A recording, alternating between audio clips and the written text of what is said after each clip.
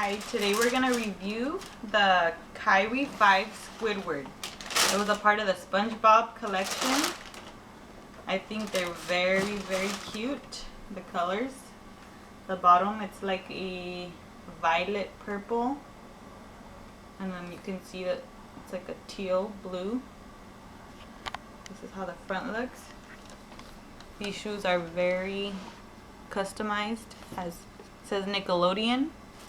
Like this little part on it.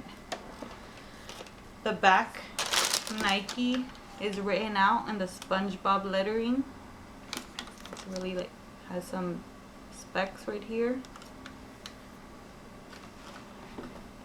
Here's the other one. Oh, on the inside it has the face of Squidward.